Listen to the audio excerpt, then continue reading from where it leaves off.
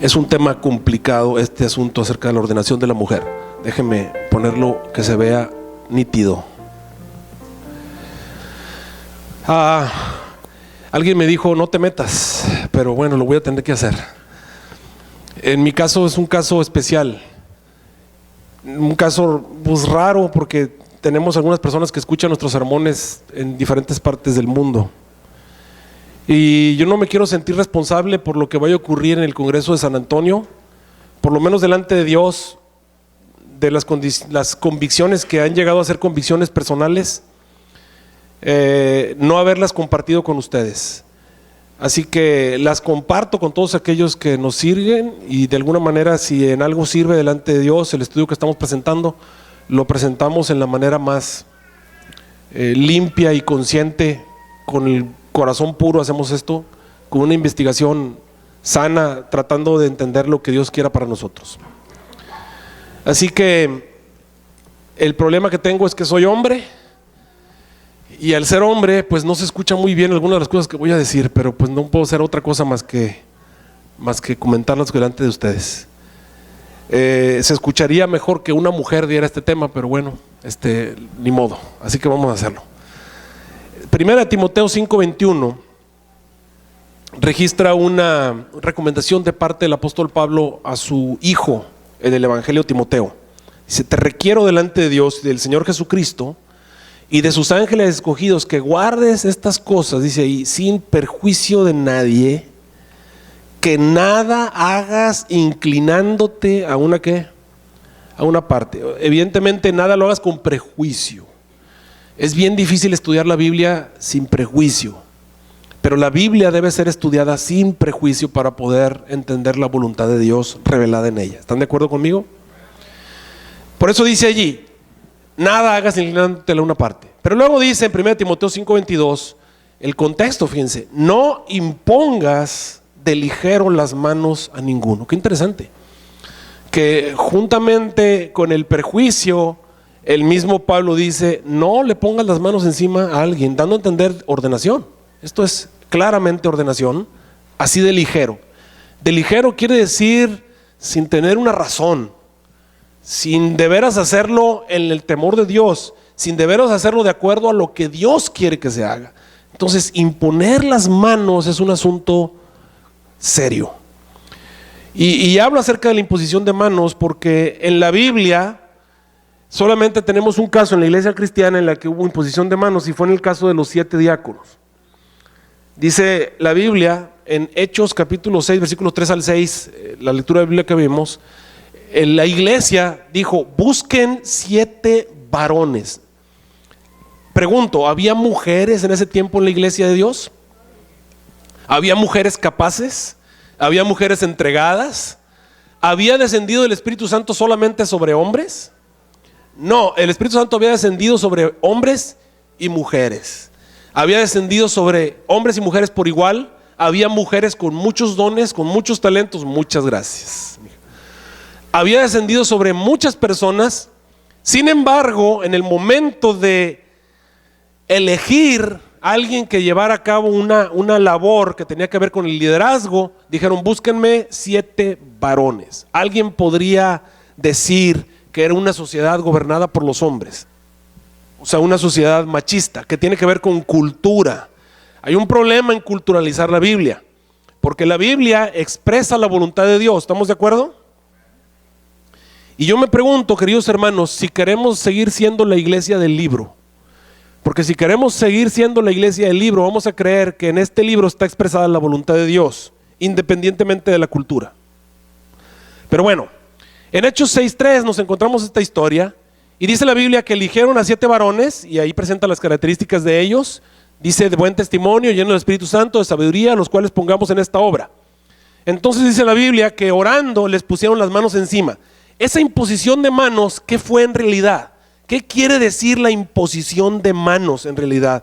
Bueno, ahorita vamos a hablar un poquito acerca de la imposición de manos, porque estamos teniendo un serio problema como iglesia. Nos estamos enfrentando a una crisis en este momento. Y alguno me dirá, pero pastor, es una crisis menor. Tal vez tú lo ves así como una crisis, pero yo no lo veo como una crisis, yo lo veo como una amenaza. Este asunto de la ordenación de la mujer es una amenaza contra la iglesia adventista del séptimo día. Te voy a decir por qué. Porque nosotros somos la única iglesia que queda realmente que ha basado todas sus doctrinas en este libro, en este santo libro. La sola escritura, que es el principio del protestantismo, ha sido nuestra base a través del tiempo. Nosotros creemos que todo lo que creemos y que todo lo que hacemos y que todo lo decimos encuentra una base sólida en este santo libro. En el momento en el que nosotros cedemos a presiones externas que no tienen nada que ver con la Biblia y hacemos algo, sea lo que sea, hacemos algo, sea lo que sea, cuya base va directamente en contra de algo que este libro ya sugirió o especificó, en ese momento nosotros dejamos de ser la iglesia del libro. Te voy a poner un ejemplo. Ustedes no saben la cantidad de problemas que tengo. Yo como pastor adventista me enfrento constantemente a presiones externas, especialmente de las jovencitas que se quieren casar con muchachos. Todas las muchachas se quieren casar. Bueno, no sé si todas, pero muchas se quieren casar. Y entonces tienen un problema. No hay suficientes muchachos adentro de la iglesia para casarse con muchachos dentro de la iglesia. Entonces empiezan a buscar fuera de la iglesia y se encuentran a un muchacho maravilloso, porque son maravillosos, ¿verdad? Guapos, trabajadores. Miren, para empezar, los hombres debemos tener las 3 Fs, ¿verdad? Feos, fuertes y formales. Y no les digo las demás, pero bueno, todo eso cambia. Se casan con uno guapo y se dan cuenta que realmente estaba feo, ¿verdad? Se casan con uno que era fuerte y se dan cuenta que no era fuerte, ¿verdad? Pero, y que era formal, tampoco era formal, pero bueno, en ese momento no se ven. Pero total, se casan con él y vienen y me dicen, pero pastor, es una buena persona y me puedes traer 1 millón, es más, mira, me puedes traer 10 millones, 15 millones de ejemplos de muchachos que son buenos de afuera de la iglesia. Y mi punto de vista acerca de lo que debes hacer como cristiana no va a cambiar. ¿Sabes por qué? Porque escrito está. ¿Y qué dice el escrito está? No os unáis en yugo desigual ¿con quién? Con los infieles. Entonces la presión externa no es capaz de cambiar mi punto de vista. ¿Por qué? Porque hay un escrito está. Tenemos ahora un problema porque parece ser que a la iglesia adventista ya no le está importando el escrito está. Y ahora tenemos problemas. Ya no nos estamos basando en la palabra de Dios. Ahora recuerden que eso fue lo que el Señor Jesús contó cuando contó la parábola del hombre que puso su casa y la construyó sobre la roca y el otro que la construyó sobre la arena. Cuando nosotros nos salimos del escrito está para ceder a presiones políticas, para ceder a presiones culturales y empezamos a tratar de buscarle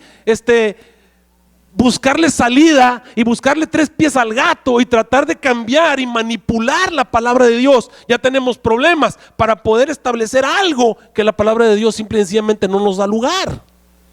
Ya tenemos problemas, ya tenemos dificultades. El Señor dijo que cuando tú estableces tu casa sobre la roca, y algunas personas se confunden al pensar que establecer la casa sobre la roca es establecerla sobre Cristo Jesús. No exactamente. Jesús dijo que es el que oye mis palabras y las obedece, es semejante a un hombre que construye su casa sobre la roca. Eso quiere decir que cuando tú escuchas su palabra, lo que Él dejó escrito, porque el cielo y tierra pasan, pero su palabra, ¿qué cosa? Se seca la hierba y se cae la flor, pero la palabra de Dios, ¿qué cosa? Permanece para siempre. Eso es construir. Esta es la roca aquí. Aquí no hay posibilidad de que las tormentas, las lluvias, los huracanes nos destruyan porque estamos basados sobre la roca. El problema es que ya hay algunos que no quieren estar sobre la roca. La iglesia adventista ya enfrentó este asunto de la ordenación de la mujer y ya tenemos una historia. Esta tarde les voy a contar más básicamente la historia. Esta mañana me voy a ir al principio básico en el cual está establecida el orden o la organización de la Biblia. Muchas gracias por el agua de paso porque se me había olvidado.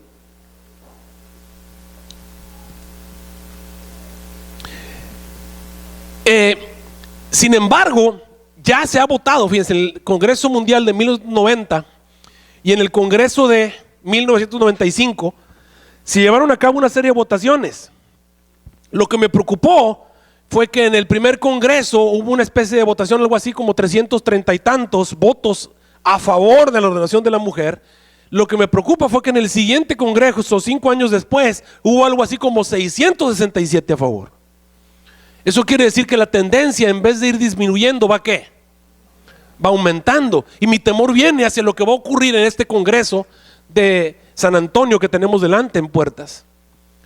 Porque si la tendencia me dice que ya va aumentando, y no solamente hay eso, sino que ahora hay el precedente de 3 uniones que aun cuando hay un voto de la conferencia general, entiende, la conferencia general son todas las iglesias del mundo enviando sus representantes, y la iglesia votó no, aún existiendo ese voto de no, ellos dijeron, nosotros lo vamos a hacer aunque la conferencia general diga que no, y lo vamos a hacer por nuestros pantalones, porque nosotros queremos hacerlo. Y el resultado fue que la Unión Alemana votó ordenar mujeres como pastoras. Ahora hay algo aquí que yo quiero hacer, un paréntesis tal vez. Yo creo que el problema viene más atrás. Cometimos un error, y yo creo que es un error que hemos cometido como iglesia, y me gustaría, yo no tengo poder, yo no puedo ir y hablar con los dirigentes de la conferencia general. Yo creo que la iglesia debería dar marcha atrás. Cometimos el error de dar ordenación a las ancianas, lo cual tampoco es bíblico. Y es lo que te voy a presentar en esta serie de sermones. Deberíamos haber dado marcha atrás en el momento en el que abrimos la puerta, porque hubo presión y bueno, hagámoslo por presión. Yo creo que ya abrimos la puerta a que esto pudiera entrar, y es ahí por esta debilidad que ha seguido la presión, y ahora la presión viene. Y llegó el momento en el que dicen, bueno, ahora tenemos que ordenarnos como pastoras, y obviamente esta unión toma la punta de lanza y hacen esta ordenación. Después de eso viene la Unión de Colombia, y la Unión de Colombia vuelve y vota, aun cuando la conferencia general ha dicho que no, vuelven a votar ordenación de mujeres al ministerio sin distinción del género. El punto más álgido viene cuando la Unión del Pacífico votó, y estos son los videos que ustedes han visto en YouTube, porque en esa sesión estuvo presente el presidente de la conferencia general, y en esa sesión estuvo también el pastor Doug Batchelor, que muchos de ustedes conocen, o Bachelor como le quieren decir. Estuvo también el pastor Stephen Bohr presente, y ese grupo de personas se levantaron y presentaron puntos, y aun cuando presentaron la Biblia y muchos de los conceptos que yo te voy a presentar, esa gente simple y sencillamente se tapó los oídos y fue adelante en la votación. Eso es lo que me hace temblar acerca del futuro de esta iglesia, es lo que me hace temblar acerca de lo que está a punto de ocurrir. La forma en la que la iglesia anunció lo que ocurrió, dijeron, directivos de la iglesia dicen que el voto de la Unión Pacífico sobre la ordenación se adelanta a ¿qué cosa? Nota, aún antes de estudiar, aún antes de saber, aún antes de estar seguros, yo ya lo aprobé. Entonces, ¿en qué estamos basados? Ya no estamos basados en el libro, o seguimos siendo en la iglesia del libro. Y es allí donde entra entonces la necesidad de este estudio. Yo no tengo autoridad, no tengo ese poder para poder llevar adelante o quitar una votación. Lo que sí puedo hacer es presentarte la palabra de Dios y presentarte las razones. Hay un versículo que yo he leído a todos aquellos que defienden la ordenación de la mujer, y te presento esto porque he tenido la oportunidad de hablar con muchos pastores que están son a favor de la ordenación de la mujer, son pro ordenación de la mujer. Y es curioso, casi todos estos pastores vienen y sacan maestrías y se meten en doctorados, y les gusta mucho tener el papel por delante y decir, yo soy esto y tengo este doctorado y tengo aquí, y te quieren presentar una serie de estudios y nunca te presentan el escrito está, o así dice Jehová. Pero el punto es que vienen y me empiezan a hablar de asuntos que tienen que ver con la ordenación de la mujer, y yo siempre les he sacado un versículo, un solo versículo. 1 Corintios 11:10. 1 Corintios 11:10 dice, por lo cual la mujer debe tener, y pongo señal de, entre comillas, ahorita te voy a explicar, señal de autoridad sobre su cabeza por causa de los ángeles. La señal o el colocar la palabra señal de en letras más pequeñas, como tú lo puedes ver, quiere decir que esa palabra no es una palabra que esté en todos los escritos originales. Y tal vez para eso tendría que certificar, porque no en todas las Biblias viene así, pero en algunas Biblias lo vas a encontrar. Por lo menos aquí en la mía. Dani, ven para acá por favor. 1 Corintios 11:10. certifica la forma en la que está escrita señal de, que es diferente a todas las demás. Italicado. Por lo cual la mujer debe de tener señal de italicado, o potestad sobre su cabeza por causa de los ángeles. Gracias. Con eso les doy a entender que esa palabra no está en el original.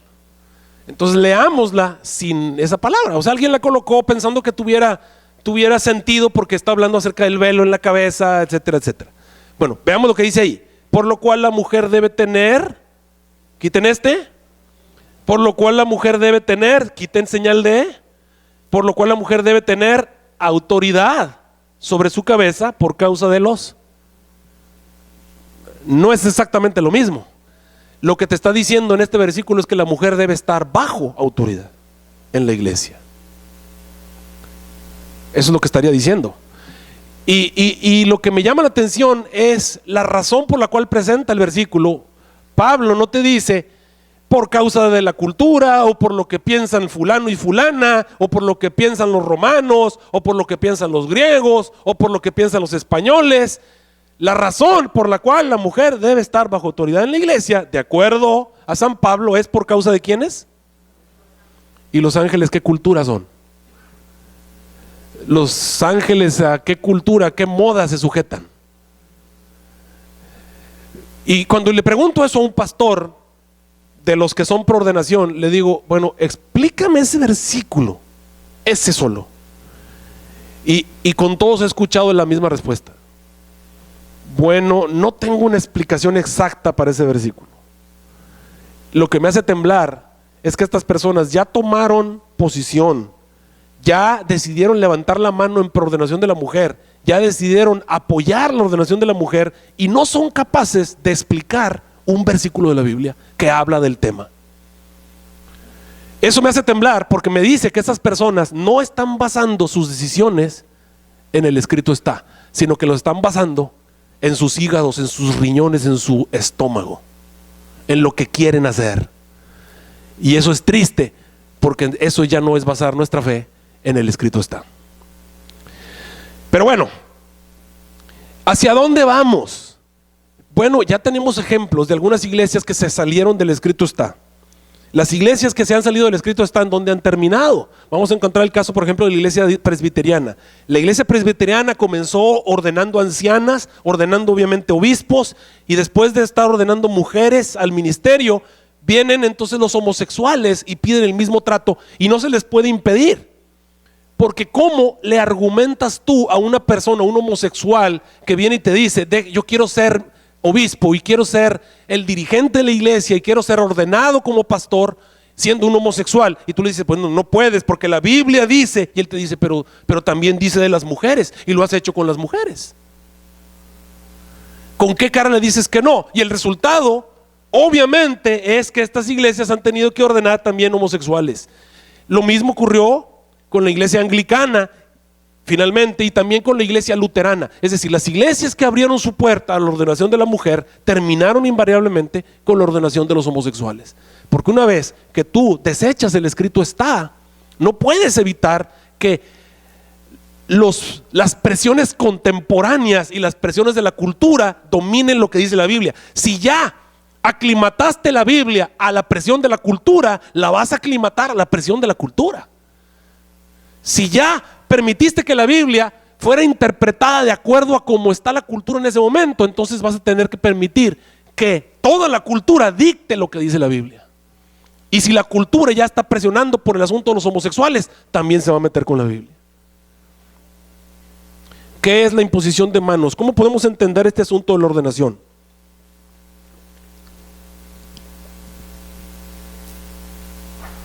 Platicando con uno de los pastores que son pro ordenación, recuerdo que hablábamos acerca de la imposición y él me decía, es que no tenemos una doctrina, no tenemos un estudio, no hemos hecho un consenso acerca de lo que realmente representa imponerle las manos a alguien. Eso me decía él. Y decía, mira, imponer las manos en algo, de acuerdo a él, decía, es reconocer la bendición y el llamado que Dios le está haciendo a una persona. Entonces desde el punto de vista de él, Colocarle las manos a una persona es el reconocimiento que la iglesia le da a esa persona del llamado de Dios.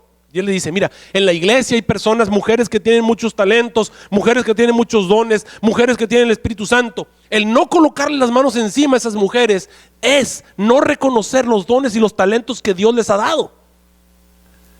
Él me decía, colocar las manos encima a una mujer es que la iglesia está reconociendo que Dios le ha dado un llamado, que Dios le ha dado talentos y que Dios le ha dado capacidades y que el Espíritu Santo le ha dado capacidades. Tú la ves y puedes ver cómo el Espíritu Santo trabaja a través de ella. Tú puedes ver cómo tiene dones y cómo tiene talentos y cómo tiene capacidades para poder desempeñarse en la iglesia. ¿Quién se los dio? El Espíritu Santo. Y si el Espíritu Santo se los dio y tú no colocas sus manos, estás no reconociendo lo que el Espíritu Santo le dio. Y me dices que no hay una teología acerca de la imposición de manos. El problema, queridos hermanos, aquí no es el reconocimiento o no reconocimiento, sino todo lo que representa imponer las manos. Porque, escúchenlo bien, si solamente representase reconocimiento, si el colocarle la mano a una persona encima sobre su cabeza solamente fuera reconocer la dirección del Espíritu Santo, si fuera solamente reconocer que el Espíritu Santo ha llamado a esa persona, no habría problema de ordenarlas. El problema es que ponerle las manos encima a alguien no nada más representa reconocer, no solamente representa identificar el llamado, no, representa muchas cosas más, es un paquete. Es como si alguien viniera a hablarte acerca de la carne de puerco. ¿Qué nos dice la Biblia acerca de la carne de puerco? ¿Podemos comerla o no podemos comerla? No podemos comerla, es porque es totalmente mala la carne de puerco. ¿No hay en la carne de puerco cosas buenas? ¿Hay o no cosas buenas en la carne de puerco? ¿Hay? Pues claro, hay muchas proteínas, hay muchas vitaminas. Y tal vez una persona te puede hacer una defensa acerca de por qué debes comer carne de puerco. El problema no es que tenga muchas cosas buenas la carne de puerco. Tiene muchas cosas buenas. Hay otras cosas en la carne de puerco que no debes hacer. Y por eso Dios dice no a todo el paquete. ¿Me están siguiendo hasta aquí? Automáticamente es lo mismo. Cuando tú vienes y colocas las manos sobre algo, sí, estás reconociendo y hasta ahí estaría bien. Hay un paquete dentro de la ordenación. Y en ese paquete, desgraciadamente, la mujer no entra. No, porque hay cosas en el paquete que sí aplican a la mujer. Hay cosas en el paquete que definitivamente aplican a la mujer. Pero hay cosas en ese paquete de la imposición de manos que no aplican a la mujer. Vamos a ver algunas cosas que vienen en el paquete. Por ejemplo, de acuerdo a la Biblia, la imposición de manos representa muchas cosas. Representa transferencia. Cuando alguien tenía que transferir el asunto de los pecados, colocaban las manos sobre el cordero y de esa manera estaban transfiriendo ¿qué cosa? Pecados, las ofrendas, todo lo que tiene que ver con el santuario. Ahí están todos los versículos. No podemos verlos parte por parte, pero si ustedes quieren en algún momento pueden entrar a internet, va a estar ahí editado y ahí van a estar los versículos para que lo vean con más calma.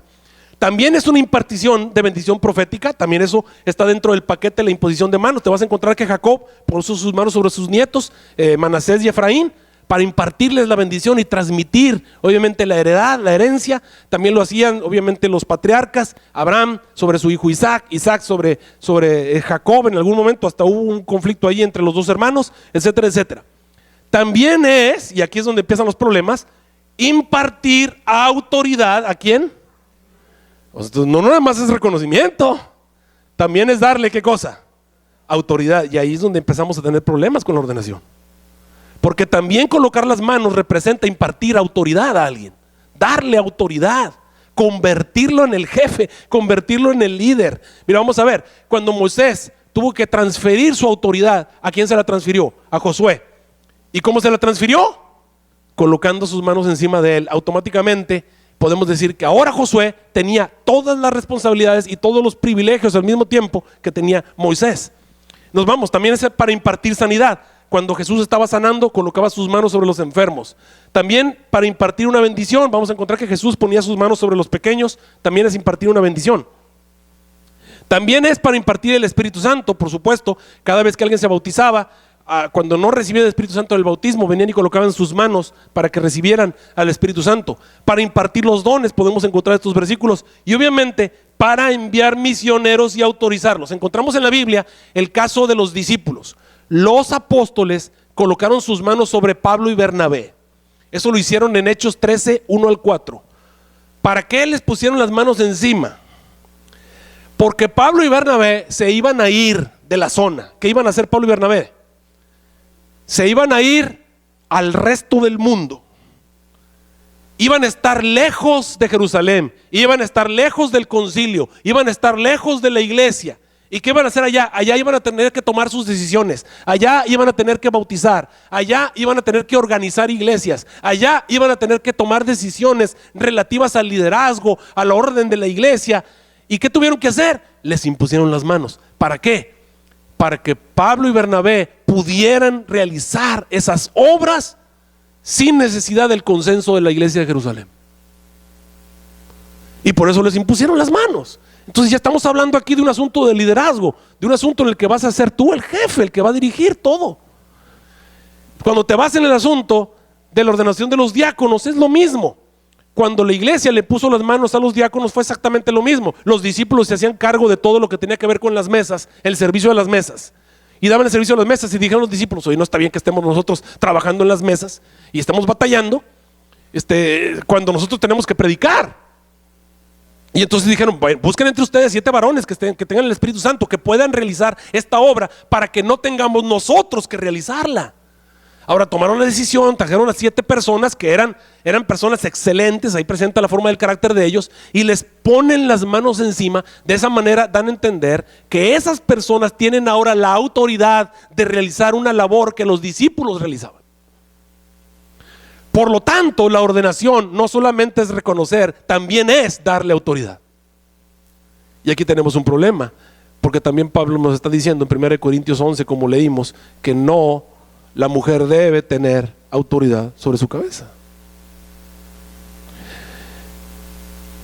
Y entonces vienen los por ordenación de la mujer y me presentan una serie de versículos. Por ejemplo, en 1 Timoteo 3:16 hay 2 principios básicos aquí.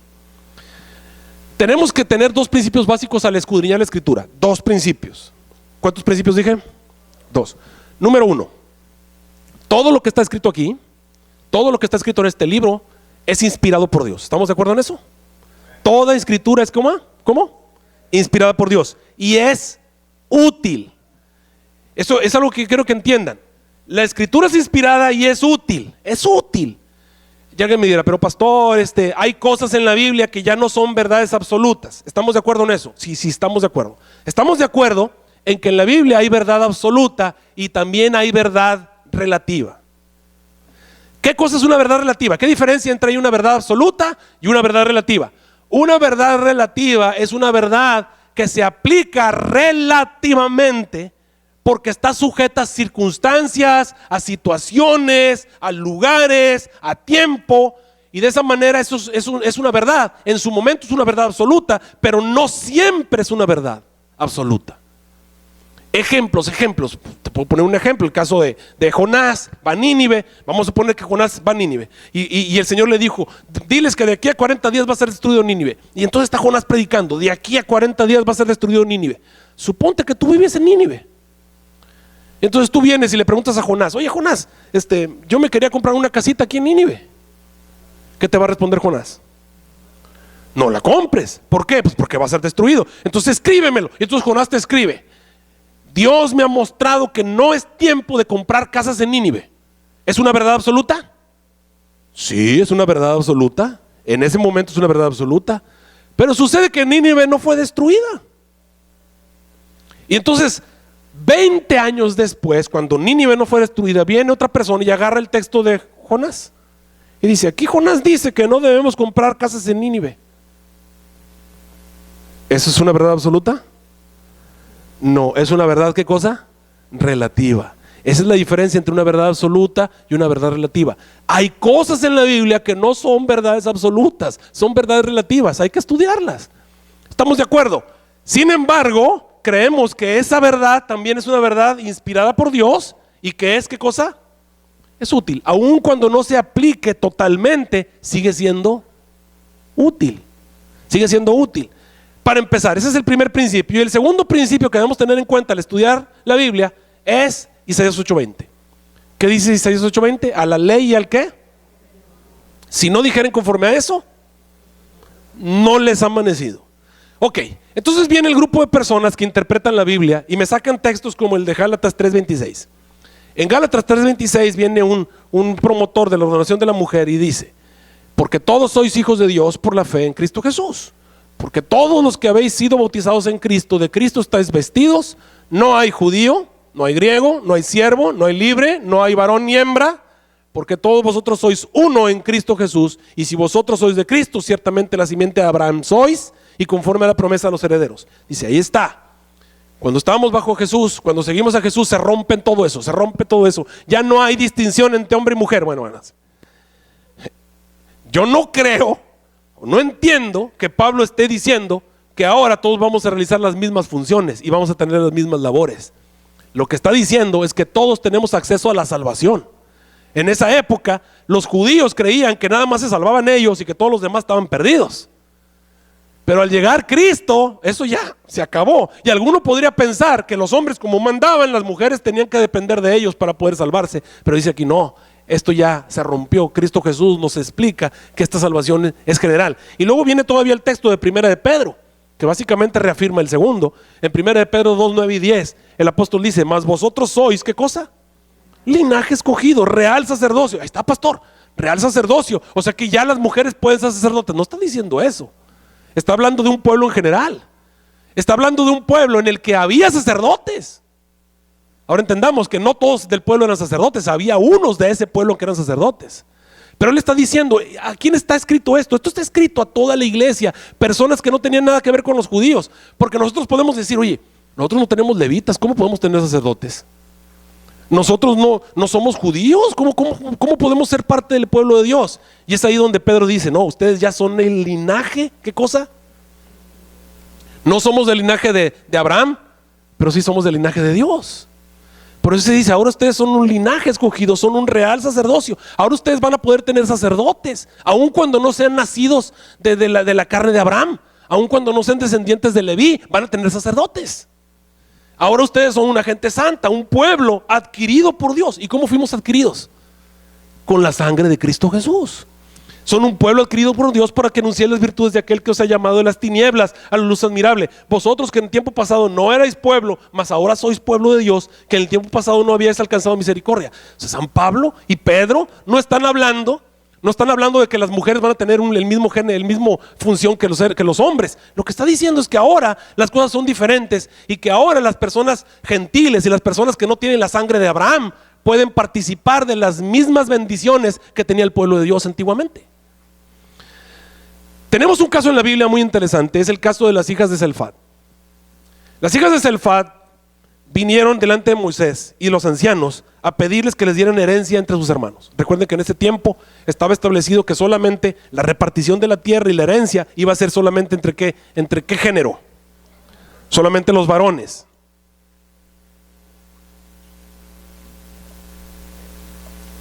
Las hijas de Zelfat tenían un problema. Su papá no había tenido hijos varones.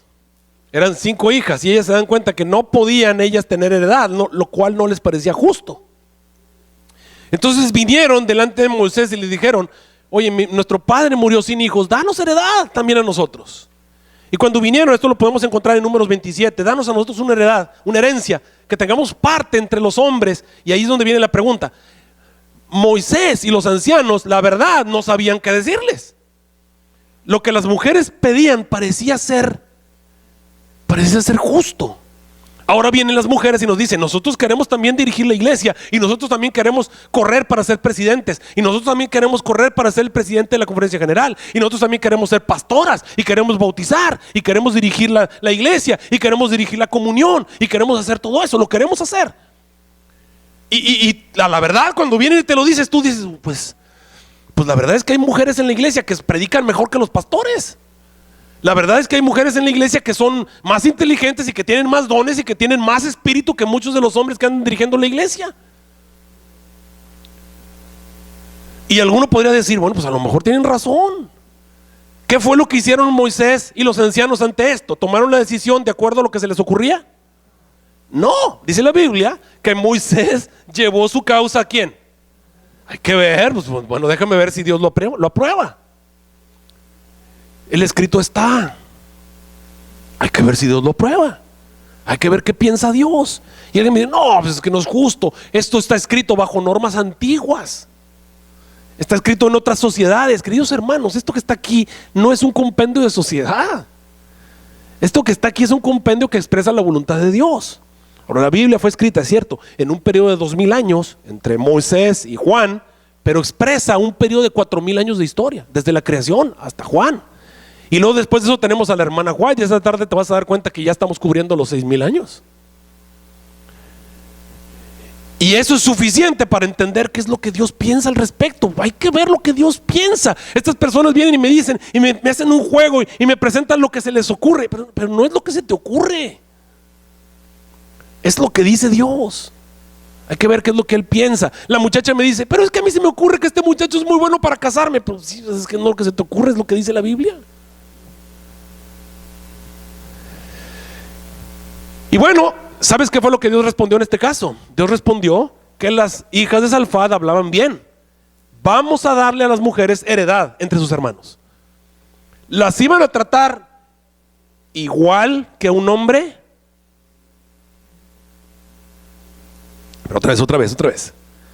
¿Las iban a tratar igual que a un primogénito? Les iban a dar heredad.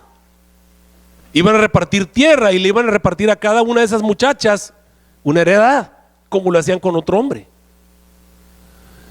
Pero, no fue así. En Números 36:1 encontramos la resolución del caso de las hijas de Salfad.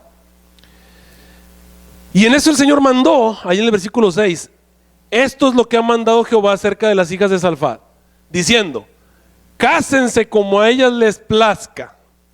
Bueno, ese cásense como a ellas les plazca es un pero. Pero en la familia de la tribu de su padre, ¿qué cosa? Se casarán. Entonces, ¿se podían o no se podían casar como ellas quisieran? No se podían casar como ellas quisieran. Se podían casar con alguien de su misma tribu. Eso no era igual, ¿verdad que no recibieron un trato igualitario? ¿Qué racista es Dios? Y alguien me dirá, bueno, es que Dios tenía que respetar. Ahora, ¿tú me estás diciendo que Dios lo presiona la cultura de los hombres?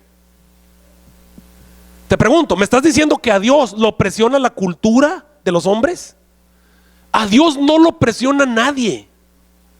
A Dios nadie le traza lo que Él tiene que decidir. Si Dios decidió así en este caso, es porque así es y se acabó. Dios decide en el caso de las mujeres, en este caso de estas muchachas, que no iban a recibir un trato exactamente igual al que recibía un hombre. El trato del hombre era, recibes tu heredad y te casas con la muchacha que quieras de las 12 tribus de Israel. Pero en el caso de ellas, les vamos a dar heredad si se casan con alguien de su tribu. Entonces estaba supeditada a quién en realidad. Estaban supeditadas al hombre. A ver, ¿cómo está esto? Es que Dios es un Dios de orden. ¿Qué dije que es? Y queridos hermanos, esto no lo digo porque sea un machista empedernido o porque sea un sexista, chauvinista, lo que me quieras decir. No es eso. Simple y sencillamente porque yo encuentro en la Biblia que Dios es un Dios de orden. En 1 Corintios 14:33 dice, porque Dios no es un Dios de disensión, sino uno de ¿qué? De orden, como en todas las iglesias de ¿quién? De los santos. Y sabes que Dios no solamente establece un orden, y quiero que entiendas que estamos hablando de jerarquías. Dios no solamente establece un sistema de orden de jerarquías de quién obedece a quién, sino que Dios mismo se sujeta a las mismas órdenes jerárquicas que Él estableció. Y quiero que entiendas que Dios está por encima de todo. Y al estar por encima de todo, Dios no tendría que sujetarse a ese tipo de jerarquías. Pero Dios te muestra a través de muchos ejemplos en la Biblia que Dios mismo se ha sujetado a las órdenes jerárquicas que Él estableció. Por ejemplo, te vas a encontrar en Filipenses 2:6 cuando dice que Jesús se anonadó, que era en forma de Dios. Jesús era igual a Dios. Y vas a encontrar muchas veces en la Biblia que Jesús es igual a Dios. Te vas a encontrar que es igual a Dios. En San Juan 1:1 En el principio era el verbo, y el verbo estaba con Dios, y el verbo, ¿qué cosa era? El verbo era Dios, y luego todas las cosas por él fueron hechas, y sin él nada de lo que hiciste llegó a ser. Jesús es igual a Dios, el cual siendo en forma de Dios, y podemos encontrar en Filipenses 2:9, en él habita la plenitud de la divinidad corporalmente. Jesús es Dios. Jesús decía, yo y el Padre somos uno. El que me ha visto a mí, ¿a quién ha visto? Ha visto el Padre, somos lo mismo, son iguales. Pero Jesús no toma esa situación de ser igual. Nota, la divinidad divide responsabilidades y ponen un Padre, un Hijo y un Espíritu Santo. Y ahora el Hijo se somete al Padre aun cuando es igual a Él. Y el Espíritu Santo se somete al Padre aun cuando es igual a Él. ¿Para qué? Para que las mismas criaturas entendieran que Dios iba a establecer un orden, y que las criaturas, si Dios respeta el orden, también las criaturas, ¿qué hacemos? Respetamos el orden. Hermanos, ¿por qué lo hizo? Pues es obvio, a mí me parece bastante claro que en algún momento las criaturas nos íbamos a preguntar, oye, ¿yo puedo llegar a ser igual a Dios? ¿Y ya pasó o no pasó? En el momento en el que una criatura pensó que él quería ser igual a Dios. Sí. Por eso es que Dios mismo se somete, y ahí viene Jesús, y Jesús se somete. Dice la Biblia que Jesús se humilló, y Jesús, ¿qué hizo? Se hizo obediente. Vas a encontrar en Gálatas 4:4 y en muchos otros versículos que siempre Jesús decía, Dios me envió, Dios me envió, Dios me mandó. Espérate, ¿quién mandó a quién? La persona del Padre mandó a la persona del Hijo, y quiero que entiendas que esas dos personas son iguales, pero una se sometió a la otra. Siendo iguales, Jesús se sometió. Dios envió a su Hijo, 1 Juan 4:9, a su unigénito al mundo para que vivamos por él. Juan 17:3, Jesús dice, este es empero la vida eterna, que te conozcan a ti, al único Dios verdadero, y a Jesucristo. ¿A quién? A quien tú has enviado. ¿Quién envió a quién? El Padre envió a Jesús. Cuando te vas a Lucas 2:51, te vas a encontrar todavía algo más maravilloso, que Jesús, siendo en forma de Dios, no solamente se sujetó al Padre, sino que se hizo humano. Y cuando estuvo aquí en la tierra, ¿qué hizo Jesús? Vino y ahora vengo a mandar, y todos se van a sujetar a mí porque soy Dios. No, dice la Biblia que descendió a ellos y vino a Nazaret, y estaba, ¿qué dice la Biblia? Sujeto a ellos, y a su madre guardaba todas las cosas en el corazón. ¿Qué hizo Jesús? Se sujetó a dos personas de la tierra.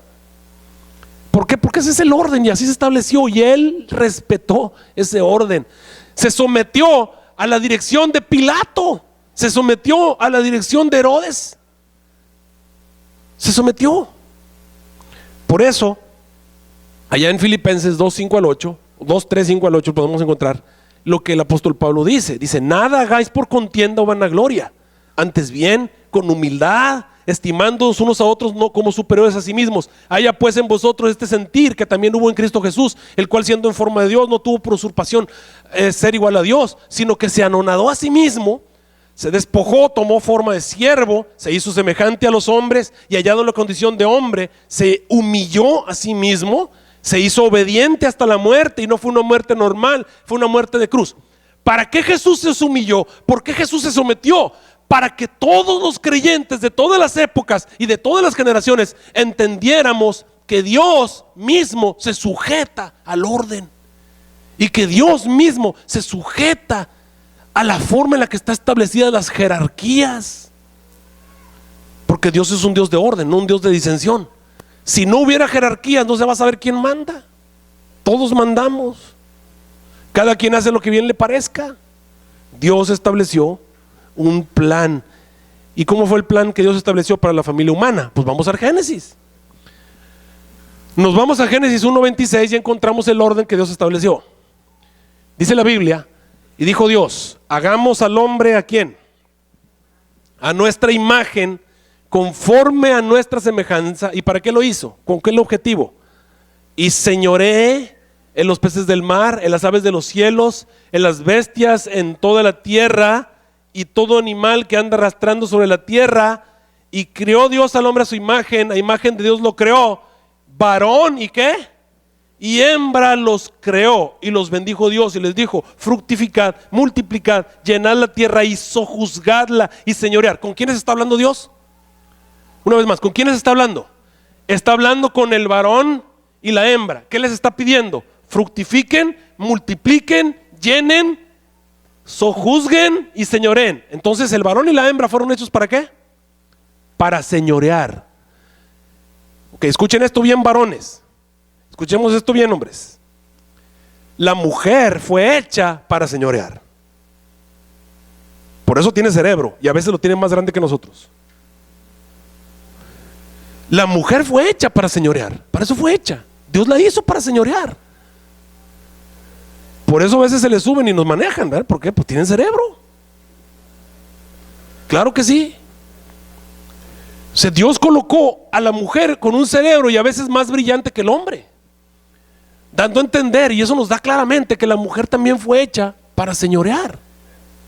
Fue hecha para señorear. Los dos fueron hechos para señorear. Esa fue la orden para el varón y la hembra, para señorear. Fructifiquen, multipliquen, llenen la tierra, sojúzguenla y ¿qué? Y señoreen. Pero noten que ese señorear no iba a ser sobre el uno y el otro, iba a ser sobre los peces del mar, las bestias de los cielos, las bestias que se mueven sobre la tierra. Y Dios nos hizo, ¿qué nos hizo? Varones y hembras. Y varón y hembra. Y que aquí es donde quiero aclarar. Dios no hizo varón y varón. No hizo hembra y hembra. Hizo un varón, hizo una ¿qué? Con eso nos da a entender que hizo dos seres para gobernar, pero los hizo diferentes. Los hizo distintos. Y ahora pensemos acerca de esas distinciones. No nos hizo iguales, nos hizo diferentes. Los dos fueron creados para señorear. El hombre y la mujer fueron hechos para gobernar, pero los hizo diferentes. Dios los hizo diferentes. Y con eso claramente, indudablemente, está establecido que no servimos para lo mismo. No servimos para lo mismo. Si Dios hubiera querido que tuviéramos los mismos roles y que sirviéramos para lo mismo, pues nos habría puesto los mismos aparatos y nos habría hecho los cuerpos iguales y del mismo tamaño y habríamos tenido el mismo sistema y pensaríamos igual. Pero en el momento en el que Dios nos hizo diferentes, y tengo que ponerle ahí algunas mejoras porque si lo pongo en forma normal algunos se escandalizan, pero bueno. Ok, como nos hizo diferentes, automáticamente Dios te está diciendo que nuestros roles van a ser ¿qué cosa? Diferentes. Hermanos, por más que yo quiera como hombre, yo tener a un bebé en el vientre y yo poder criarlo y tenerlo ahí 9 meses y luego yo tenerlo, no puedo. Pues no puedo. No tengo vientre para empezar. Y qué bueno, dicen. ¿Se dan cuenta? Fuimos creados diferentes y obviamente nuestros roles van a ser diferentes, pero fuimos creados para gobernar. Cuando tú ves una cuchara, un tenedor y un cuchillo, tú sabes que los vamos a usar en la comida. Pero todos entendemos, no tenemos que estar discutiendo que no sirven para lo mismo. Ahora, los puedes usar para lo mismo, pero no fueron hechos para eso. Yo les digo que me la paso viajando y a veces no consigo cuchillo y me tengo que hacer mis sándwiches, porque como muchos sándwiches cuando salgo, por obvias razones. Y a veces me los tengo que untar con el tenedor. ¿Has tratado de untar la mayonesa en un pan con el tenedor? Pues ¿sabes lo que yo he tenido que hacer? Agarro el tenedor y lo agarro de la puntita y lo agarro con la parte de atrás, ¿verdad? Porque no funciona, para eso uso el cuchillo. O tratar de cortar, ¿verdad? Que no es lo mismo cortar con el tenedor, porque muchos usan el tenedor para cortar, pero realmente lo que fue hecho para cortar, ¿qué cosa es? El cuchillo. ¿Ahora has tratado de comer sopa con el tenedor? O sea, todo eso se puede, pero no es así, no fueron construidos para eso. No podemos nosotros decir que la mujer y el hombre deben tener roles iguales y roles semejantes, funciones semejantes. Fueron hechos para gobernar, en este caso esto fue hecho para comer, pero fueron hechos para cumplir funciones distintas en el gobernar. ¿Me están siguiendo hasta aquí? Ahora veamos, ¿cómo fueron hechas en el Edén? Acuérdense que este tema va en 2 partes. Esta mañana termino con la primera y tengo que llegar hasta las 1:30, todavía me faltan 15 minutos, así que ahí voy. Dios creó primero ¿a quién? Creó primero a Eva. Algunos me dicen, pastor, es que echando a perder se aprende. Eso es aplicable a los seres humanos, pero aquí no estamos hablando de humanos, estamos hablando de Dios. Dios no comete errores. Y Dios no aprende echando a perder. Dios hace todo perfecto desde el principio. En este caso, Dios decidió hacer primero al hombre y se acabó. Dios hizo primero al hombre. Primero al hombre. Y Dios trajo los animales. ¿A quién se los trajo? ¿Por qué no se los llevó a Eva? ¿O por qué no esperó a que estuviera Eva? Porque Eva no se iba a hacer cargo de los animales. A Eva le estaba designando una labor más importante.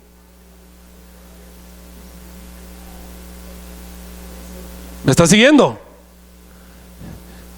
¿Los animales qué? Esos que se haga cargo Adán de ellos. De los animales que se haga cargo Adán. ¿O no están de acuerdo conmigo? Ahora resulta que las mujeres se quieren hacer cargo de los animales. A ver, vamos a ver. Dios le trajo los animales. ¿A quién se los trajo? A Adán. Se los trajo a Adán. Y Adán les puso nombre. ¿Verdad que Adán fue el que les puso el nombre? ¿Y por qué Adán les puso el nombre? Pues porque él es el que les iba a andar llamando. Porque él es el que les iba a andar llamando, les iba a andar gritando. Él es el que iba a andar atrás de los animales. Entonces veamos. Y Adán le dio un mandamiento. ¿Qué fue lo que le dijo a Adán? Mira, de todos los árboles del huerto puedes comer, pero del árbol que está en el centro del huerto, de ese no vas a comer. Porque el día que comas de él, ¿qué te va a pasar? Nota que esa orden se la dio a Adán. ¿Y cómo supo Eva de la orden? Pues porque Adán se la dijo. Interesante, ¿no? A ver, vamos a ver. Llega el momento en el que Adán está poniéndole nombres. ¿Y por qué está Adán poniéndole nombres a los animales? ¿Por qué? Pues porque Dios le dio la responsabilidad. Está poniendo los nombres y de pronto Dios ve que a Adán le hace falta algo. ¿Qué le hace falta? Una jefa.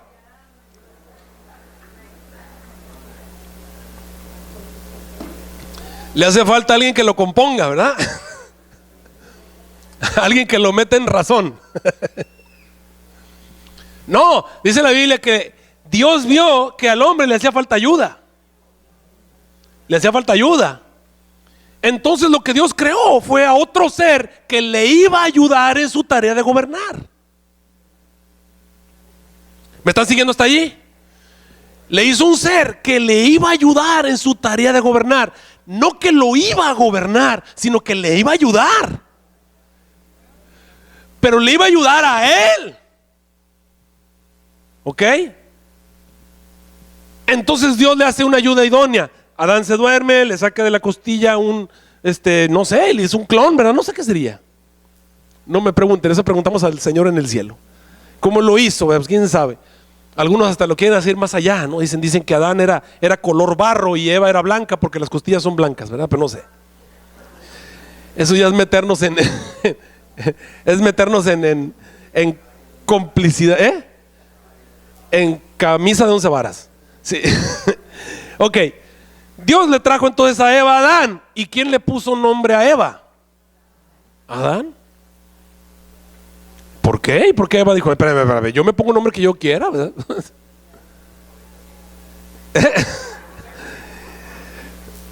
¿Por qué Dios le permite a Adán que él le ponga nombre a Eva y que no Eva se ponga el nombre a sí misma?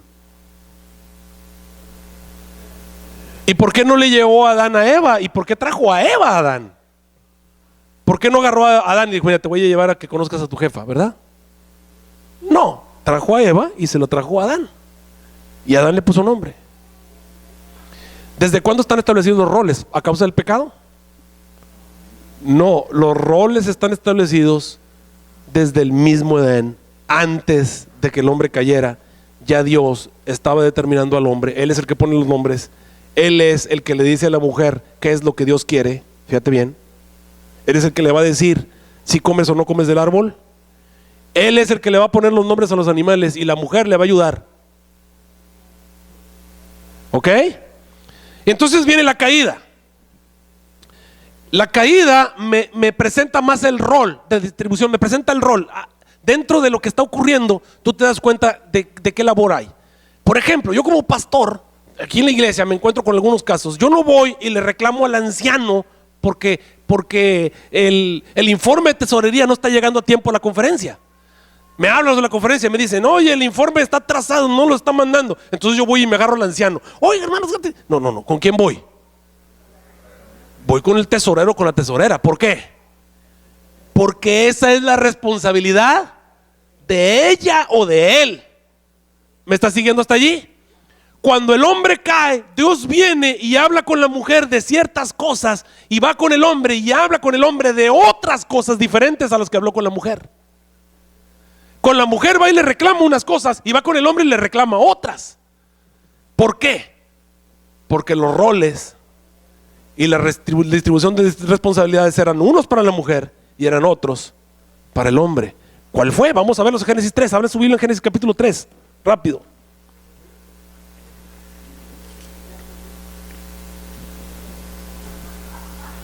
Génesis capítulo 3, versículos del 15 en adelante.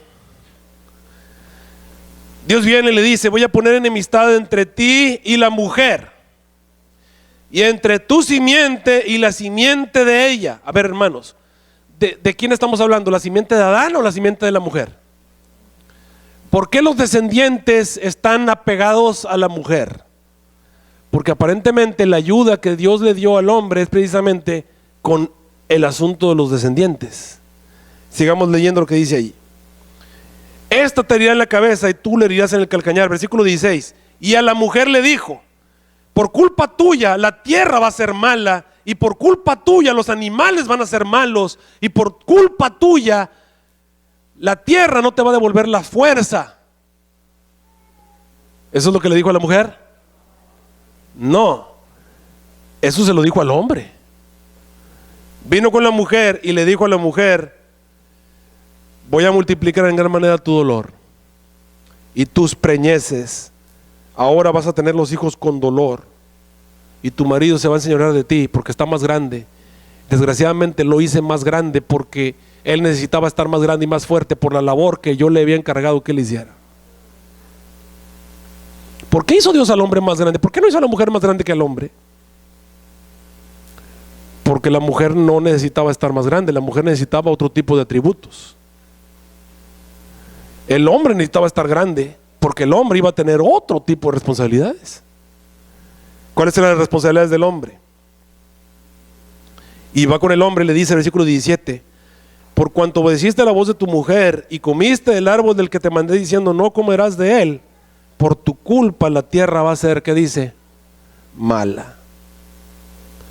Por tu culpa la tierra va a ser mala, con dolor comerás de ella todos los días de tu vida, espinos y cardos te producirá, y comerás hierba del campo. O sea, ¿de qué estaba encargado Adán? Estaba encargado del trabajo en la tierra, estaba encargado de las cosechas, estaba encargado de los frutos, estaba encargado de los animales. Dice: el sudor de tu rostro comerás el pan hasta que vuelvas a la tierra, porque de ella fuiste tomado, pues polvo eres y al polvo volverás. Cuando te vas al libro de Romanos 5:12 te vas a encontrar, dice: de consiguiente vino la reconciliación por uno, así como el pecado entró en el mundo. ¿Por quién entró el pecado? Momento, ¿quién pecó primero? ¿Por qué Pablo dice que el pecado entró por Adán y no por Eva?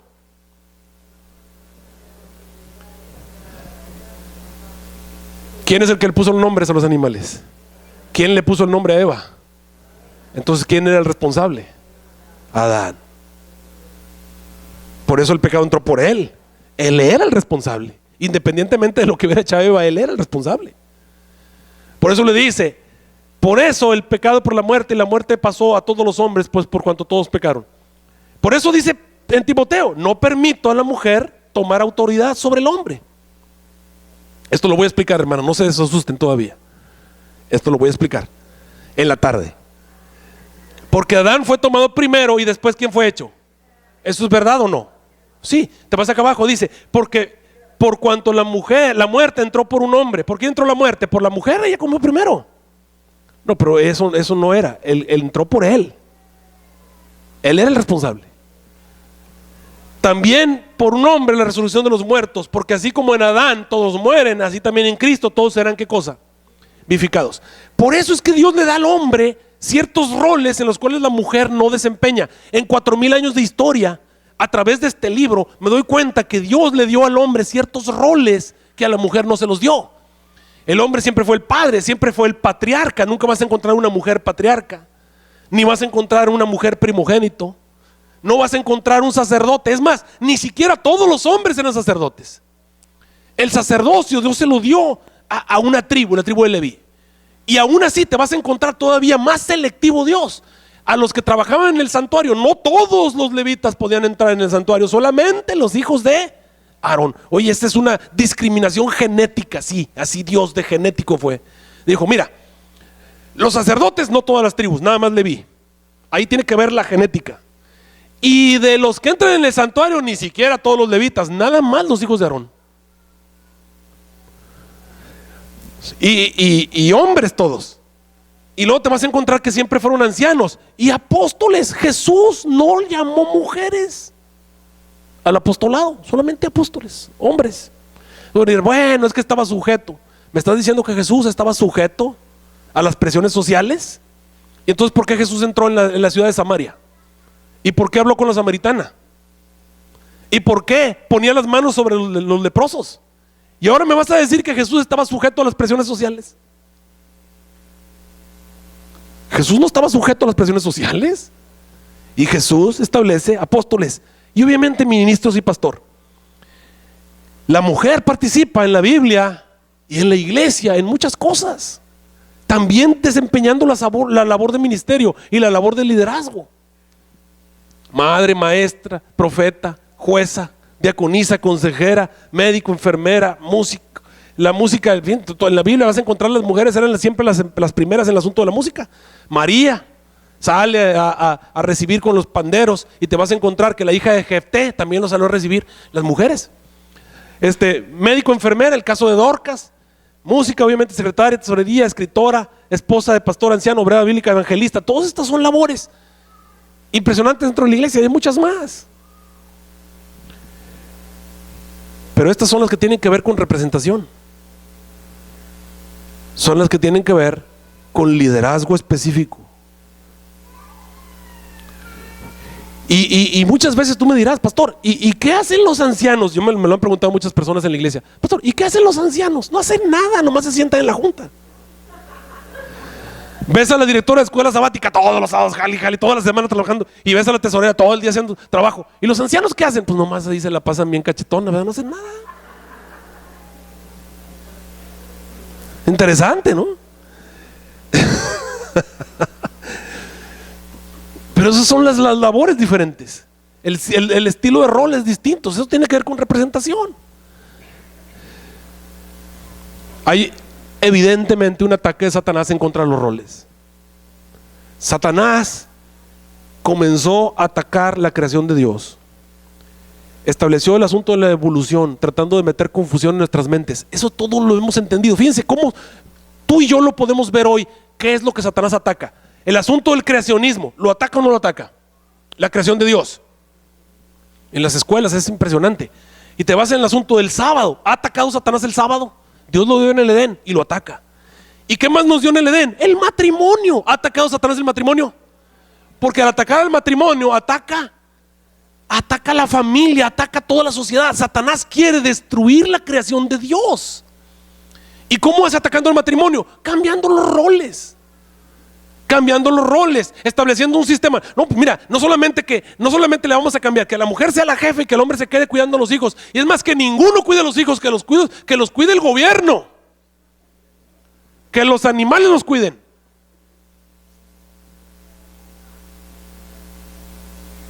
Fíjate bien, es un ataque contra todo lo que Dios estableció, con tal de voltear al revés todo lo que Dios hizo.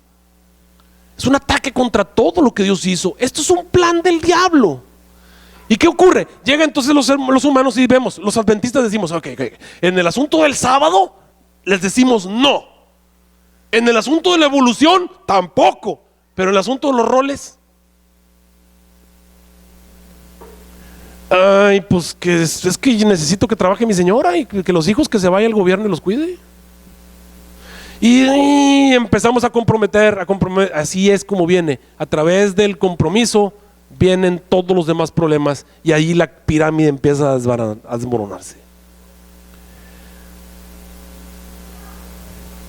¿Qué tenemos que hacer? Tenemos que preguntarle a Dios qué es lo que Él quiere. Porque el plan de Dios siempre es el mejor. ¿Estamos de acuerdo con eso? Esta tarde vamos a seguir y todavía falta un montón. Miren, para que vean que falta mucho. Falta mucho. Esta tarde vamos a continuar con este tema. Parte 2. Ordenación de la mujer. Hasta aquí solamente podemos decir: Señor, necesitamos tu ayuda. Necesitamos volver a la Biblia y aceptar que tú tienes un plan para nosotros y creer que tu plan es el mejor. ¿Así lo creemos, queridos hermanos? Vamos a ponernos de pie y vamos a orar.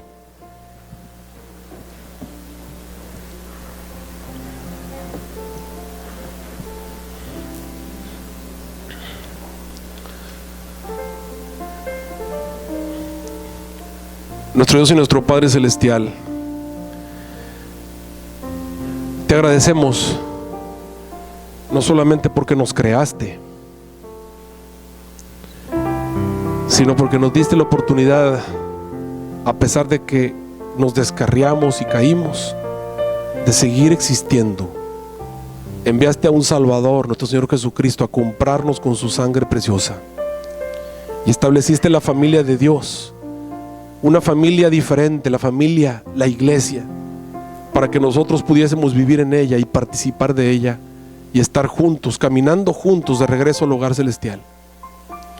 Queremos ponernos en tus manos, pedirte que nos des la sabiduría para no comprometernos con este siglo, para no conformarnos con la cultura, sino renovar nuestro entendimiento a la semejanza de Cristo Jesús y ser lo que tú esperas que fuéramos desde el principio.